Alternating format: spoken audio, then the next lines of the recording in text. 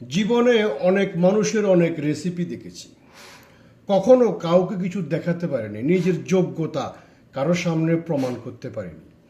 আজকে কিছু দেখাতে চাই। রাত এখন অনেক হয়েছে, আপনারা দেখছেন আমি এখানে দুধ জাল দিতেছি। দুধের সর পড়ে গেছে, একদম সর পড়ে গেছে, দেখতেছেন আপনারা।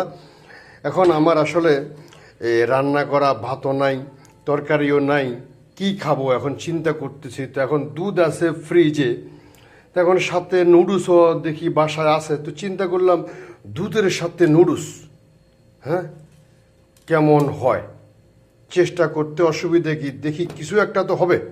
এখন দুধের সাথে নুডলস দিয়ে আজকে আমি বানাবো। তো ইনশাল্লাহ আশা করি খাওয়ার টেস্টটা কেমন হয় সেটাও আপনাদেরকে দেখাবো।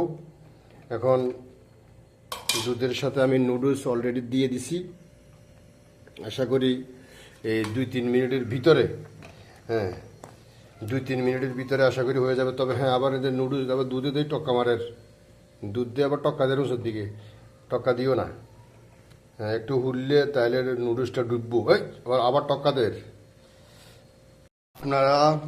আপনারা দেখতে পাচ্ছেন কালারটা সেই জমজমাট হয়ে গেছে, এবং কি দেখুন কালারটার উপরে সর পড়ে গেছে, দারুণ অসাধারণ হয়েছে।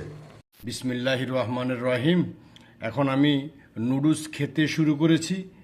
দেখুন আপনারা, নুডলস অসাধারণ হয়েছে, অসাধারণ কালারটা দারুণ হয়েছে।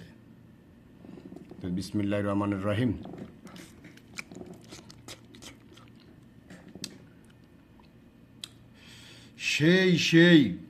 সেই রকম টেস্টি হয়েছে রে।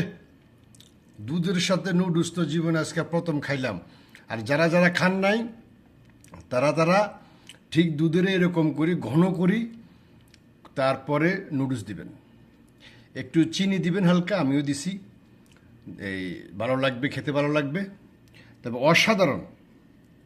আমি অবশ্য জীবনে প্রথমবার খাচ্ছি, কারণ আমার এছাড়া কিছু করার নাই। তো ভালো লাগছে, এই কথা সত্য।